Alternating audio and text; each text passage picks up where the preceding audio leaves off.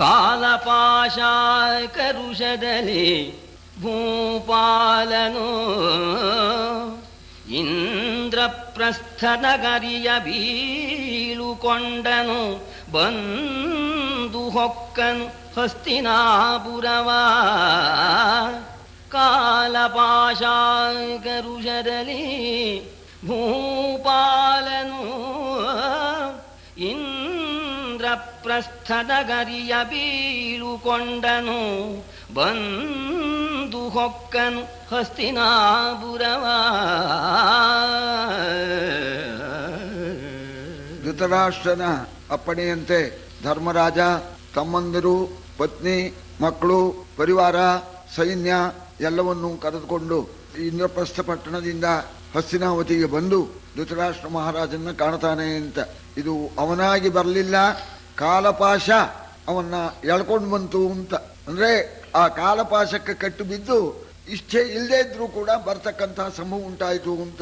ದುರ್ಯೋಧನ ಆ ಪಾಂಡವರ ರಾಜಸೂಯದ ವೈಭವವನ್ನು ನೋಡಿ ಹೊಟ್ಟೆ ಕಿಚ್ಚಿಯಿಂದ, ಅಪ್ಪ ನಾ ಸತ್ತೋಗ್ತೀನಿ, ಖಂಡಿತ ನಾ ಬದುಕೋದಿಲ್ಲ, ತಮ್ಮನ ಮಕ್ಕಳೊಡನೆ ನೀವು ಸುಖವಾಗಿರಿ ಅಂತನ್ನೋಣ. ಮಗನ್ ಬಿಟ್ಕೊಡೋಕ್ಕಾಗೋಲ್ಲ, ಪಾಂಡವರಿಗೆ ಅನ್ಯಾಯ ಆಗತ್ತಲ್ಲ ಅಂತ ಚಿಂತಾಕ್ರಾಂತನಾಗಿರ್ತಕ್ಕಂಥ ಆ ಧೃತರಾಷ್ಟ್ರ ಕೊನೆಗೆ ಗಾಂಧಾರಿ ಹತ್ರ ಕೇಳ್ತಾನೆ, ಏನ್ ಮಾಡ್ಬೇಕು, ನನಗೆ ಬಹಳ ಯೋಚನೆ ಆಗಿದೆ, ಕೊನೆಗೆ ಮಕ್ಕಳೆಲ್ಲ ಅನ್ಯಾಯಕ್ಕೆ ಹೋಗಿ ಮಕ್ಕಳೆಲ್ಲ ಸತ್ತೋಗ್ತಾರೆ, ಈಗಲೇನೆ ದುರ್ಯೋಧನ ಸಾಯ್ತೇನೆ ಅಂತಾನೆ, ನಾನು ಏನ್ ಮಾಡ್ಲಿ ಅಂತಂದಾಗ ಗಾಂಧಾರಿ ಆ ಸಾಧ್ವಿ ಒಂದೇ ಮಾತಂದ್ಲು, ಒಂದು ಕೆಟ್ಟ ಮಾರ್ಗ, ಒಂದು ಒಳ್ಳೆ ಮಾರ್ಗ. ಪಾಂಡವರು ಒಳ್ಳೆಯವರು, ಸನ್ಮಾರ್ಗದಲ್ಲಿ ನಡೀತಾ ಇದ್ದಾರೆ, ನೀ ಎರಡೂ ಕಡೆ ಹೆಜ್ಜೆ ಇಡೋಕ್ಕಾಗೋಲ್ಲ. ಇಲ್ಲ ದುರ್ಮಾರ್ಗಗತರಾದ 100 ಮಕ್ಕಳನ್ನು ಬಿಡು, ಪಾಂಡವರನ್ನು ಹಿಡಿ. ಇಲ್ಲ ದುರ್ಮಾರ್ಗಗತರಾದ 100 ಮಕ್ಕಳನ್ನು ಹಿಡಿ, ಪಾಂಡವರನ್ನು ಬಿಡು. ಇನ್ನು ಅನ್ಯಥಾ ಇಲ್ಲ ಅಂತಂದಾಗ ಏನೇ ಆಗಲಿ ಮಕ್ಕಳನ್ನು ಬಿಟ್ಕೊಡೋಕ್ಕಾಗೋಲ್ಲ, ಮಕ್ಕಳಿಗೆ ಆದ ಗತಿ ನನಗೂ ಆಗಲಿ, ಮಕ್ಕಳೊಡನೆ ನಾನು ಸಾಯ್ತೇನೆ ಅಂತ ಸಿದ್ಧಾಂತ ಮಾಡಿಕೊಂಡು ಪಾಂಡವರನ್ನ ಕರೆಸೋದಕ್ಕೆ ಏನಾದ್ರು ಒಂದು ನಿಮಿತ್ತ ಬೇಕಲ್ಲ. ಅದಕ್ಕೋಸ್ಕರ ವೈಭವದಿಂದ ಒಂದು ಅರಮನೆ ಕಟ್ಟಿಸ್ಬೇಕು, ಆ ಅರಮನೆಯ ಪ್ರವೇಶೋತ್ಸವಕ್ಕೆ ಬನ್ನಿ ಅಂತ ಹೇಳಿ ಇದನ್ನು ಮೂಲಕ ಕರೆಸಿಬಿಡೋಣ ಅಂತ ಯೋಚನೆ ಮಾಡಿ ಒಂದು ಪ್ಲಾನ್ ಹಾಕಿದ್ದಾನೆ. ಶಿಲ್ಪಿಗಳಿಗೆಲ್ಲ ಹೇಳ್ಕಳಿಸಿದ್ದಾನೆ, ಇಂಜಿನಿಯರ್ಗಳೆಲ್ಲ ಬರಲಿ, ಅದ್ಭುತವಾಗಿರ್ತಕ್ಕಂಥ ಒಂದು ಅರಮನೆ ಆಗಬೇಕು. ತೆಗೆಸಿ ಭಂಡಾರದಲ್ಲಿ ಬಹುವಸ್ತುಗಳ ನಿತ್ತನು, ತರುಶಿಲಾ ಕೋಟಿಗಳ ತರಿಸಿದನು, ಉರು ಸಹಸ್ರ ಸ್ತಂಭಡಂಬರವ. ಝಗ ಝಗಿಪ ಬಹುಮೌಲ್ಯ ಮುಕ್ತಾಳಿಗಳನ್ನು,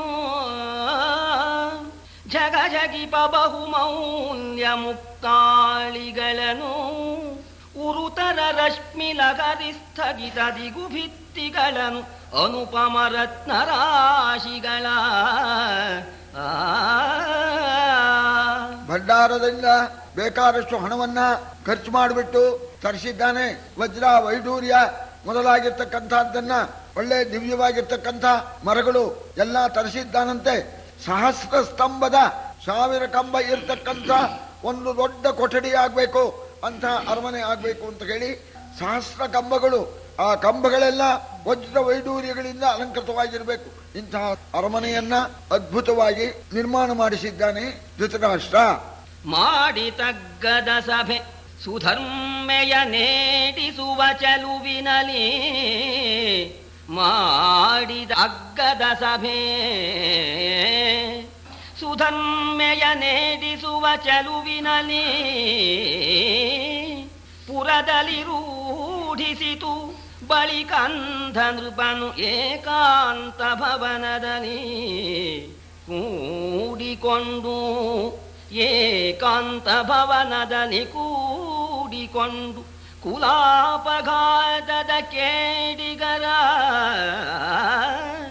ಕುಲಾಪಘಾತದ ಕೇಡಿಗರ ಕಲ್ಪನೆಯ ಕಲುಷದ ಜೋಡಿಯನೆ ನಿಶ್ಚಯಿಸಿ ವಿರುರಂಗರುಹಿದನು ಕರೆದಿ. ಬಹಳ ಅದ್ಭುತವಾಗಿ ನಿರ್ಮಾಣ ಮಾಡಿಸಿದ್ದಾನೆ ಸಭಾ ಮಂಟಪವನ್ನ. ಸುಧರ್ಮ ಸಭೆ ಇದೆಯಲ್ಲ, ಇಂದ್ರನ ಆ ಆಸ್ಥಾನ ಮಂಟಪ, ಅದನ್ನ ತಿರಸ್ಕರಿಸ್ತಾ ಇತ್ತು ಅಂತ ಆ ವೈಭವದಿಂದ ನಿರ್ಮಾಣ ಮಾಡಿದ. ಆಮೇಲೆ ಮತ್ತೆ ಯೋಚನೆ ಮಾಡ್ದ, ಏನ್ ಮಾಡೋಣ, ಪಾಂಡವರನ್ನ ಕರೆಸೋಣೆ, ಬೇಡವೆ ಅಂತ ಏಕಾಂತ ಭವನದಲ್ಲಿ ಯೋಚನೆ ಮಾಡಿ ಮಕ್ಕಳನ್ನು ಬಿಟ್ಕೊಡೋದಕ್ಕೆ ಸಾಧ್ಯ ಇಲ್ಲ ಅಂತ ಹೇಳಿ ಪಾಂಡವರನ್ನ ಕರೆಸಬೇಕು ಅಂತೇನೆ ತೀರ್ಮಾನ ಮಾಡಿದ. ಪಾಂಡವರ ಕರೆಸೋದು ಅಂದ್ರೆ ಮೂಲಕ್ಕೇನೆ, ವಂಶಕ್ಕೇನೆ, ಅದು ಛೇದ ಕರ್ಮ, ವಂಶನಾಶ ಕರ್ಮ. ಅದನ್ನೇನೆ ನಿಶ್ಚಯ ಮಾಡಿಕೊಂಡ. ನಿಶ್ಚಯ ಮಾಡಿಬಿಟ್ಟು ಬೇರೆಯವರು ಕರೆಯೋಕ್ ಹೋದ್ರೆ ಬರೋದಿಲ್ಲ ಅಂತ ವಿದುರನ್ನೇ ಕಳಿಸ್ಬೇಕು ಅಂತ ಹೇಳಿ ಏಕಾಂತದಲ್ಲಿ ವಿದುರನಿಗೆ ಹೇಳಿ ಕಳಿಸಿದ್ದಾನೆ. ವಿದುರ ಕೇಳೈ ಪಾಂಡವರ ಸಂಪದಕ್ಕೆ ಸರಿಯೋ ಮಿಗಿಲೋ, ಪಾಂಡವರ ಸಂಪದಗೆ ಸರಿಯೋ ಮಿಗಿಲೋ, ಸಭೆ ತಾನಿದು ವಿಶೇಷವಲ, ಸಮಸ್ತ ಕ್ಷತ್ರ ವಿಭವದಲ್ಲಿ ಇದರೊಳೋಲಗವಿತ್ತು, ಇದರೊಳೋಲಗವಿತ್ತು ಹರ್ಷಾಸ್ಪದರು ಕುರು ನೃಪರು ಅಲ್ಲಿ ಸುಖದ್ಯೂತದಲ್ಲಿ ರಮಿಸಲಿ, ಕರೆದು ತಾ ಕುಂತಿ ಕುಮಾರಕರ. ವಿದುರ ಬರೋಣ. ವಿದುರ ಸಭಾಮಂಟಪ ಹೇಗಿದೆ ನೋಡಿದೆಯೋ? ಪಾಂಡವರ ಸಭಾಮಂಟಪವನ್ನು ನೋಡಿದ್ದೀಯಾ? ಇದು ಹೇಗಿದೆ ನೋಡು, ಅದ್ಭುತವಾಗಿ ಕಟ್ಟಿದ್ದಾರೆ. ಆದ್ರಿಂದ ಇದು ಒಂದು ವಿಶೇಷವಾಗಿರ್ತಕ್ಕಂಥ ಉತ್ಸವದ ಸಂದರ್ಭ. ನೀನೇ ಹೋಗ್ಬಿಟ್ಟು ಇಂದ್ರಪ್ರಸ್ಥ ಪಟ್ಟಣಕ್ಕೆ ಹೋಗಿ ಪಾಂಡವರನ್ನು ಕರ್ಕೊಂಡು ಬಾ. ಅವರು ಬರ್ಲಿ, ನಮ್ಮ ಮಕ್ಕಳು ಎಲ್ಲ ಅವರು ಇದನ್ನು ನೋಡ್ಲಿ. ಇಂಥ ಒಂದು ಸಭಾ ಮಂಟಪದಲ್ಲಿ ನನ್ನ ಮಕ್ಕಳು ಮತ್ತು ತಮ್ಮನ ಮಕ್ಕಳು ವಿನೋದವಾಗಿ ಜೂಜನ್ನ ಆಡಲಿ, ಸಂತೋಷದಿಂದ ಆಡ್ಲಿ ಇಲ್ಲ. ಆ ಮಾತು ಕೇಳಿದ ಕೂಡಲೇನೆ ಇದರಲ್ಲೇನೋ ಇದೆ ಕಾರಣ ಅಂತ ಹೇಳಿ ಸಂತೋಷದಿಂದ ಜೂಜನ್ನು ಆಡಲಿ ಅಂತ ಅನ್ನೋಣ. ಮಾತು ಹೊಲಸಿನ ಗಂಧವಾಗಿದೆ, ಭೀತಿ ರಸದಲ್ಲಿ ಮನ ಮುಳುಗಿತು, ಈ ಪ್ರೀತಿ ಮಾರಿಯ ಮುಸುಕನುಕಿವುದನು ಆರು ಕಲಿಸಿದರು. ಕೈ ತವದ ಕಣಿ ನಿನ್ನ ಮಗ, ಕೈ ತವದ ಕಣಿ ನಿನ್ನ ಮಗ, ನೀ ಸೋತೆಲ ಶಿವ ಶಿವ, ಸುಖಾಂಗದ್ಯೂತವೇ ಹಾಯನುತ ತಲೆದೂಗಿದನು ವಿದುರ. ನಿನ್ನ ಮಾತು ದುರ್ವಾಸನೆ ಕೊಡ್ತಾ ಇದೆ ಅಂತ, ದುರ್ವಾಸನೆ ಕೊಡ್ತಕ್ಕಂಥ ಗಂಧವಾಗಿದೆ. ನನಗೆ ಬಹಳ ಭಯವಾಗ್ತಾ ಇದೆ. ಯಾಕೆಂದ್ರೆ ಸಂತೋಷದಿಂದ ಜೂಜು ಆಡೋದುಂಟೆ ಅಂತ, ಗೆದ್ದೋನು ಸೋತೋನು ಸತ್ತ ಅಂತ ಹೇಳ್ತಾರೆ. ಇದು ವಿನೋದವಾಗಿ ಆಟ ಆಡಿ ಅಂತ ಹೇಳ್ತಾ ಇದೆಯಲ್ಲ ಅಣ್ಣಯ್ಯ. ಈ ಪ್ರೀತಿ ಇದೆಯಲ್ಲ, ಇದು ಪಾಂಡವರ ಮೇಲೆ ನೀನು ತೋರಿಸ್ತಕ್ಕಂಥ ಪ್ರೀತಿ. ಆ ಮಾರಿ ಮುಸುಕಾಕೊಂಡಿದ್ದಾಳಲ್ಲ, ಮಾರಿಯ ಮುಸುಕನ್ನ ತೆಗೆಸುವಂತೆ ಆಗ್ತಾ ಇದೆ. ನನಗೆ ಬಹಳ ಭಯವಾಗ್ತಾ ಇದೆ. ಭೀತಿ ರಸದಲ್ಲಿ ನಾನು ಮುಳುಗಿದ್ದೇನೆ. ನಿನ್ನ ಮಗ ಇದಾನಲ್ಲ, ನಿನಗೆ ಹಚ್ಚಿಕೊಟ್ಟಿರ್ಬೇಕು. ನಿನ್ನ ಮಗ ಅಂದ್ರೆ ಕೈತವದ ಕಣಿ, ಮೋಸದ ಗಣಿ. ಅವನ ಮಾತಿನಂತೆ ನೀನು ನಡೀತಾ ಇದ್ದೀಯಾ? ಖಂಡಿತವಾಗಿಯೂ ಇದರಿಂದ ಒಳ್ಳೇದಾಗೋಲ್ಲ. ಮರುಳೇ ಕೆಣಕುವರೆ ಫಲುಗುಣ ಭೀಮರನು, ಮಿಗೆ ಹೆಚ್ಚಿ ಬೆಳೆದ ಉದ್ದಾಮ ಸಿರಿಗಿದು ಹಸ್ತಿನಾಪುರವು ಅಕಟ ಕೆಡಿಸಿದೆಲ. ಕೈ ಮಗುಚದೆ ವಿಭವವಿದು, ಕೈ ಮಗುಚದೆ ವಿಭವವಿದು, ನಿರ್ನಾಮರಾರೋ ಬಿತ್ತಿದರು ಕುರುಭೂಮಿಯಲ್ಲಿ ವಿಷ ಬೀಜವನು ಹಾಗೆನು ತಪಿಸು ಸುಯ್ದ. ಅವರ ಪಾಡಿಗೆ ಅವರಿದ್ದಾರೆ. ಭೀಮಾರ್ಜುನರು ಅಂದ್ರೆ ಸಾಮಾನ್ಯವೇ. ಅವರನ್ನ ಹತ್ರಕ್ಕೆ ಬರಮಾಡ್ಕೊಂಡು ಅವರನ್ನ ಕೆಣಕೋಣ ಅಂದ್ರೇನು? ಅಣ್ಣ, ಇಷ್ಟು ವೈಭವ ಸಾಲದೆ ಈ ಹಸ್ತಿನಾವತಿಯ ಈ ಸಾಮ್ರಾಜ್ಯ ವೈಭವ ಬೇಕಾದ್ದಾಗಿದೆ. ಇದನ್ನ ಸುಖವಾಗಿ ಅನುಭವಿಸೋದು ಬಿಟ್ಟು ಆ ಪಾಂಡವರನ್ನು ಕರೆಸಿ ಅನ್ಯಾಯಕ್ಕೆ ಅವಕಾಶ ಕೊಡಬೇಡ. ಖಂಡಿತವಾಗಿಯೂ ಈ ಲಕ್ಷ್ಮಿ, ಹಸ್ತಿನಾವತಿಯ ಈ ರಾಜ್ಯ ಲಕ್ಷ್ಮಿ ಅದ್ಲು ಬದ್ಲು ಮಾಡಬೇಡ ಅಂತ ಕೈ ಮಗಚುವರೆ ಅಂತ. ಕೈ ಮುಗಿಸೋದು ಅಂದ್ರೆ ಈ ದೋಸೆ ಗೀಸೆ ಹಾಕ್ತಾರಲ್ಲ, ಒಂದ್ ಕಡೆ ಬೆನ್ಕೊಂಡು ಕೈ ಮುಗಿಸೋಲ್ವೇ, ಹಾಗೆ ಈ ಲಕ್ಷ್ಮಿನ ಮೊಗಚಬೇಡ ಅಂತ ಎಲ್ಲ ಪ್ರಾಪ್ತವಾಗಿದೆ, ಅನ್ಯಾಯವಾಗಿ ಹಾಳು ಮಾಡ್ಕೋಬೇಡ ಅಣ್ಣ. ಏನು ಹೇಳ್ತಾ ಇದೀಯಾ? ಸುಖವಾಗಿ ಅವರು ಜೂಜಾಡ್ಲಿ ಅಂತ ಹೇಳ್ತಾ ಇದೀಯಲ್ಲ ಅಂತ ವಿದುರ ಸಂಕಟದಿಂದ ನಿಟ್ಟುಸಿರು ಬಿಡೋಣ. ವಿದುರ ಬೆಂಬೀಳದಿರೋ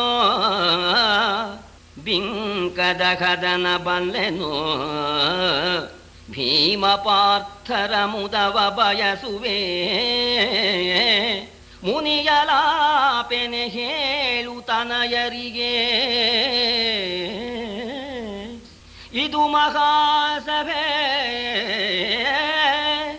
ಇಲ್ಲಿ ಮೇಳಾಪದಲ್ಲಿ ಕುರು ಪಾಂಡವರು ಸದ್ಯೂತದಲ್ಲಿ ರಮಿಸುವರು. ಈ ಮಹಾಸಭೆಯಲ್ಲಿ ಕುರು ಪಾಂಡವರು ಸದ್ಯೂತದಲ್ಲಿ ರಮಿಸುವರು. ಏನು ಹೊಂದೆಗವೆಂದ ನಂದನು ಬಾ. ಗಾಬರಿ ಆಗ್ಬೇಡ, ಗೊತ್ತಿದೆ ನಂಗೆ. ಭೀಮಪಾರ್ಥರು ಬಲಿಷ್ಠರು ಅಂತ ಗೊತ್ತಿದೆ. ಇಲ್ಲಿ ಜಗಳದ ಪ್ರಸಂಗ ಇಲ್ಲ. ಅವರು ನನ್ನ ತಮ್ಮನ ಮಕ್ಕಳಲ್ವೇ, ಜಗಳಕ್ಕಾಗಿ ನಾನು ಹೇಳಿ ಕಳಿಸ್ತಾ ಇಲ್ಲ. ಅವರವರಲ್ಲಿ ವಿರೋಧವನ್ನ ನಾನು ಬಯಸ್ತಾನೂ ಇಲ್ಲ, ವಿರೋಧಕ್ಕೆ ಅವಕಾಶವೂ ಇಲ್ಲ. ಇದು ಮಹಾಸಭೆ, ಎಲ್ಲ ರಾಜರಿಗೂ ಕೂಡ ಹೇಳಿ ಕಳಿಸಿದ್ದೇನೆ. ದೇಶ ದೇಶಾಂತರದಿಂದ ರಾಜರುಗಳೆಲ್ಲ ಬರ್ತಾರೆ, ದೊಡ್ಡ ಸಭೆ. ಈ ಸಭೆಯಲ್ಲಿ ಅವರು ಅನ್ಯೋನ್ಯವಾಗಿ ಅವರು ಸಂತೋಷದಿಂದ ಅವರು ಜೂಜಾಡಿದ್ರೆ ಏನು ತೊಂದರೆ ಬಂತು ಅಂತ ರಾಜರಿಗೆ ಜೂಜು ಅಂತ ಒಂದು ಖುಷಿ, ಸಂತೋಷದಿಂದ ಅವರು ಆಡ್ಲಪ್ಪ, ಅವ್ರು ಆಡ್ತಾರೆ. ಇದರಿಂದ ನೀನೇ ಗಾಬರಿ ಆಗ್ತಾ ಇದೀಯಾ? ಮೊದಲಲಿದು ಸುದ್ಯೂತವು ಅವಸಾನದಲ್ಲಿ ವಿಷಮದ್ಯೂತದಲ್ಲಿ ನಿಲ್ಲುವುದು. ನಿವಾರಣ ಉಂಟೆ ಮರ್ಮವನಿರಿದ ಸಬಲದಲ್ಲಿ, ತುದಿಗೆ ತಾನಿದ ಪಥ್ಯ ತುದಿಗೆ ತಾನಿದ ಪಥ್ಯ ಕುರುವರ್ಗದಲ್ಲಿ ವಿನಾಶಕ ಬೀಜವದು. ಕುರುವರ್ಗದಲ್ಲಿ ವಿನಾಶಕ ಬೀಜವದು. ನಿಮಗಿರರೊಳಗೆ ಸೊಗಸಾದುದೇ ಕೈಕೊಂಡೆ ನಾನೆಲ್ದ.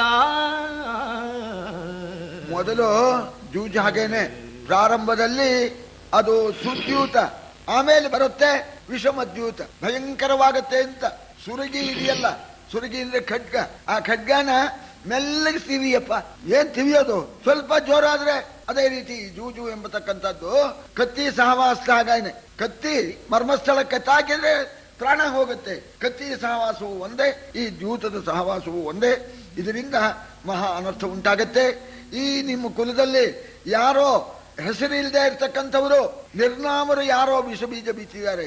ಅಣ್ಣ ಬೇಡ, ನಾನು ಇಷ್ಟು ಮಾತ್ರ ಹೇಳಬಲ್ಲೆ, ಇದರಿಂದ ಒಳ್ಳೇದಾಗೋಲ್ಲ ಅಂತ.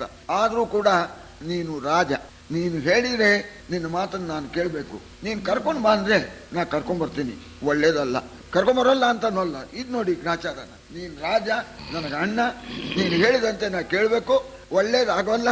ಆದ್ರೂ ನೀ ಕರ್ಕೊಂಬ ಅಂದ್ರೆ ಕರ್ಕೊಂಬರ್ತೀನಿ ಅನ್ನೋಣ. ಸರಿ, ಸಿಗ್ಬಿದ್ದ, ನನ್ನ ಮಾತಿಗೆ ಸಿಗ್ಬಿದ್ದ ಅಂತ ಧೃತರಾಷ್ಟ್ರನಿಗೆ ಸಂತೋಷ. ಕರೆದು ತಾನೀನು ಅವರ ನಾನುಪಚರಿಸುವಂದವನೋಡು ವಿದುರ. ಕರೆದು ತಾನಿ ಪಾಂಡವರ ಅವರ ನಾನುಪಚರಿಸುವಂದವನೋಡು. ನಿನ್ನಯ ಕರಣ ವೃತ್ತಿಗೆ ಕಠಿಣವಗವೇ ನಮ್ಮ ಮಾತುಗಳು. ದುರುಳರವರಿವರೆಂಬರು ದುರುಳರವರಿವರೆಂಬರು ಅದನಾದರಿಸದಿರು. ನೀನದನಾದರಿಸದಿರು ಹೋಗು, ಪಾಂಡವ ಧರಣಿ ಪರನೊಡಗೊಂಡು ಬಾ. ವಿದುರ ನೀ ಹೋಗು, ಪಾಂಡವ ಧರಣಿ ಪರನೊಡಗೊಂಡು ಬಾ ಎಂದು ಅಟ್ಟಿದನು ನೃಪದಿ. ವಿದುರ, ನೀನ್ ಕರ್ಕೊಂಡ್ ಬಾ, ಆಮೇಲೆ ನಾನು ಆ ಪಾಂಡವರಲ್ಲಿ ತೋರಿಸ್ತಕ್ಕಂಥ ಪ್ರೀತಿ ಅದು ನಿನಗೆ ಗೊತ್ತಾಗತ್ತೆ. ಈಗ ಯಾಕೆ ಹೇಳ್ಬೇಕು? ನೀ ಕರ್ಕೊಂಡ್ ಬಾ, ಅವ್ರಿವ್ರ ಮಾತು ಕೇಳ್ಬೇಡ, ಏನೋ ಆಗ್ಬಿಡುತ್ತೆ ಅಂತ. ಆಗೋದಿದ್ರೆ ತಪ್ಪಿಸೋಕೆ ಯಾರಿಂದ ಆಗತ್ತೆ? ದೈವನೇ ಕೂತ್ಕೊಂಡು ಪ್ರತೀಕಾರ ಮಾಡೋದು ಅಂತಂದ್ರೆ ನಾವು ಅದನ್ನ ತಡೆಯೋಕೆ ಸಾಧ್ಯ ಇಲ್ಲ. ಆದಷ್ಟು ಮಟ್ಟಿಗೆ ನಮ್ಮ ಮಕ್ಕಳು ತಮ್ಮನ ಮಕ್ಕಳು ಅನ್ಯೋನ್ಯವಾಗಿ ಇರ್ರಿ ಅಂತೇನೆ ನಾ ಈ ಏರ್ಪಾಟ್ ಮಾಡಿದ್ದೀನಿ. ಇಷ್ಟಕ್ಕೂ ದೈವ ದುರತಿಕ್ರಮ. ನೀನು ಯೋಚನೆ ಮಾಡಬೇಡ. ಅವರು ಇವರು ಹೇಳಿದ್ರು ಅಂತ ಅವ್ರ ಮಾತು ಕೇಳಬೇಡ, ನನ್ನ ಮಾತು ಕೇಳು, ನೀನೇ ಹೋಗು, ಪಾಂಡವರನ್ನ ಕರ್ಕೊಂಡು ಬಾ ಅಂದಾಗ ಒಪ್ಕೊಂಡವನು ಸರಿ. ಭೀಷ್ಮ ದ್ರೋಣ ಕೃಪನಿಗೆ ಹೋಗಿ ಹೇಳಿದ, ಹೀಗೆ ಹೇಳ್ತಾ ಇದ್ದಾರೆ, ಯೂಜಾಡ್ಲಿ, ಯೂಜಿಗೋಸ್ಕರ ಅವ್ರನ್ನ ಕರ್ಕೊಂಬ ಅಂತ, ಇದು ಒಳ್ಳೇದಲ್ಲ ಅಂತ ನಾ ಅಂದೆ.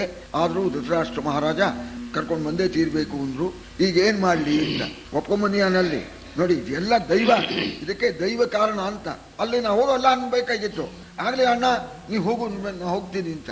ಅಲ್ಲಿ ಹೋಗ್ತೇನೆ ಅಂತಂದವನು ಭೀಷ್ಮ ದ್ರೋಣ ಇವ್ರ ಹತ್ರ ಹೇಳಿದ, ಈಗ ಏನ್ ಮಾಡೋದು ಅಂತ. ನೀ ಏನ್ ಹೇಳಿದೀಯ ಅಂತ. ನಾ ಹೋಗ್ತೇನೆ ಅಂತ ಹೇಳಿದೀನಿ. ಹೋಗ್ತೇನೆ ಅಂತ ಹೇಳಿದ್ಮೇಲೆ ಹೋಗೋ. ಹಣೆ ಬರ ಬಂತು, ಕುರುಕುಲ ಲತೆಗೆ ತೊಂದರೆ ಬಂದಿದೆ, ನೀನು ಒಪ್ಕೊಂಡು ಬಂದು ಏನ್ ಮಾಡ್ಲಿ ಅಂತ ನಮ್ಮ ಹತ್ರ ಕೇಳಿದ್ರೆ ಆಗೋದು, ಆದದ್ದ ಅನುಭವಿಸೋಣ ಅಂತ ಅವರು ಅಂದ್ರು. ಸರಿ, ಯತ್ನ ಇಲ್ದೇನೆ ಹಸ್ತಿನಾವತಿಯಿಂದ ವಿದುರ ಪ್ರಯಾಣ ಮಾಡ್ತಾ ಇದ್ದಾನೆ. ಶುಭ ಮುಹೂರ್ತ ವಿಳಾಸ ಲಗ್ನದೊಳು ಇವ ಪುರಿಯ ಹೊರವಂಟು ಸುರಸನ್ನಿಭನು ಬಂದನು ಹಲವು ಪಯಣದಲಿವರ ಪಟ್ಟಣಗೆ. ಒಳ್ಳೆ ಮುಹೂರ್ತ ನೋಡಿ ರಥದ ಮೇಲೆ ಕೂತ್ಕೊಂಡು ಕೆಲವು ದಿವಸ ಪ್ರಯಾಣ ಮಾಡಿ ಆದಷ್ಟು ಬೇಗ ಇಂದ್ರಪ್ರಸ್ಥ ಪಟ್ಟಣಕ್ಕೆ ಬಂದ. ಹೇಳಿ ಕಳಿಸಿದ, ವಿದುರ ಬಂದಿದ್ದೇನೆ ಅಂತ. ವಿದುರ ಬಂದಲ್ಲ ಅಂತ ಮಹಾ ಸಂತೋಷ ಪಾಂಡವರಿಗೆ. ರಭಸಮಿಗಿಲು ಇದಿರ್ಗೊಂಡು ತಂದರು ಸಭೆಗೆ, ರಭಸಮಿಗಲಿದಿರ್ಗೊಂಡು ತಂದರು ಸಭೆಗೆ. ಮಾನ್ಯ ಯಥೋಪಚಾರ ಪ್ರಭವ ಸತ್ಕಾರದಲ್ಲಿ ಕೇಂದರು ಕುಶಲ ಸಂಗತಿಯ. ವೈಭವದಿಂದ ಎದುರುಗೊಂಡು ವಿದುರನ್ನು ಕರ್ಕೊಂಡು ಹೋಗಿದ್ದಾರೆ. ವಿದುರನಿಗೆ ಏನು ಸತ್ಕಾರ ಮಾಡಬೇಕೋ ಆ ರೀತಿ ಅವನು ಮಾನ್ಯ ಚಿಕ್ಕಪ್ಪನ ಸ್ಥಾನದಲ್ಲಿ ಇರ್ತಕ್ಕಂಥವನು. ಅವನಿಗೆ ಸರಿಯಾದ ಸತ್ಕಾರ ಮಾಡಿ ಅವನಿಗೆ ಆಯಾಸವೆಲ್ಲ ಪರಿಹಾರವಾದ ಮೇಲೆ ಧರ್ಮರಾಜ ಕೇಳ್ತಾ ಇದ್ದಾನೆ, ವಿದುರ ಎಲ್ಲ ಚೆನ್ನಾಗಿದ್ದಾರೇನಪ್ಪ ಅಂತ ಒಂದ್ ಕಡೆಯಿಂದ ಕೇಳ್ತಾ ಇದ್ದಾನೆ. ನಮ್ಮ ಧೃತರಾಷ್ಟ್ರ ಗಾಂಧಾರಿ ಎಲ್ಲ ಚೆನ್ನಾಗಿದ್ದಾರೆ ಅಂತ ನೋಡ. ಆಗ ವಿದುರ ಒಬ್ಬೊಬ್ಬರ ಹೆಸರು ಹೇಳಿ ಎಲ್ಲಾ ಚೆನ್ನಾಗಿದ್ದಾರೆ ಅಂತಾನೆ. ಧರಣಿಪತಿ ಗಾಂಗೇಯ ಗೌತಮ ಗುರು ತನುಜ ಗುರು ಕರ್ಣ ಸಂಬಲ ಕುರು ನೃಪತಿಯನುಜಾತ್ಮಜರು ಗಾಂಧಾರಿ ಭಾನುಮತಿ ವರ ಸಚಿವ ಸಾಮಂತ ಪರಿಜನ ಪುರಜನಗಳ ಕುಶಲವನು ವಿಸ್ತರಿಸಿದನು. ವರ ಸಚಿವ ಸಾಮಂತ ಪರಿಜನ ಪುರಜನಗಳ ಕುಶಲವನು ವಿಸ್ತರಿಸಿದನು. ವಿದುರನು ಮಹೀಪತಿಗೆ ಆಪ್ತ ಬಾಂಧವರ ವಿಸ್ತಾರವಾಗಿ ಎಲ್ಲರ ಕ್ಷೇಮವನ್ನು ವಿವರವಾಗಿ ಅವರು ಚೆನ್ನಾಗಿದ್ದಾರೆ ಇವರು ಚೆನ್ನಾಗಿದ್ದಾರೆ ಅಂತ ಆ ಅರಮನೆಗೆ ಸಂಬಂಧಪಟ್ಟವರು ಬಂಧುಗಳು ಮಂತ್ರಿಗಳು ಎಲ್ಲರ ಕ್ಷೇಮವನ್ನು ಕೂಡ ತಿಳಿಸಿಬಿಟ್ಟು, ದೊಡ್ಡಪ್ಪ ನಿಮಗೆ ಅನೇಕ ಉಡುಗೊರೆ ಕೊಟ್ಟು ಕಳಿಸಿದಾನಪ್ಪ, ತಗೊಳ್ಳಿ ಅಂತ ಕೊಡ್ತಾ ಇದ್ದಾನೆ. ಆವುಡಂಗಳ ನಿತ್ತು ಭೂಪನ ನೋವಿದನು ನಾನಾ ಕಥಾ ಸಂಭಾವನಾನಂತರದ ಮಜ್ಜನ ಭೋಜನಾದಿಗಳ ಆ ವಿವಿಧ ಸತ್ಕಾರದಲ್ಲಿ ದಿವಸಾವಸಾನವ ಕಳೆದು ಬಳಿಕ ಸಭಾವಲಯದಲ್ಲಿ ಪಾಂಡು ಸುತರಿಗೆ ನುಡಿದನ ವಿದುರ. ಧೃತರಾಷ್ಟ್ರ ಕಳಿಸಿದ ಉಡುಗೊರೆಯನ್ನೆಲ್ಲ ಕೊಟ್ಟ. ಆಮೇಲೆ ಅವರು ಸತ್ಕಾರ ಮಾಡಿದ್ರು. ವಿದುರ ಅವರು ಮಾಡಿರ್ತಕ್ಕಂಥ ಭೋಜನಾದಿಗಳನ್ನೆಲ್ಲ ಸ್ವೀಕರಿಸಿದ್ದಾನೆ. ಆ ದಿವಸ ಸಾಯಂಕಾಲದವರೆಗೂ ಕೂಡ ಈ ರೀತಿ ಈ ಸಂತೋಷದಲ್ಲೇನೆ ಕಾಲ ಕಳೆದಿದ್ದಾರೆ ವಿದುರ ಮತ್ತು ಪಾಂಡವರು. ಆಮೇಲೆ ವಿದುರ ತಾನು ಬಂದ ಉದ್ದೇಶವನ್ನ ಪಾಂಡವರಿಗೆ ತಿಳಿಸ್ತಾ ಇದ್ದಾನೆ.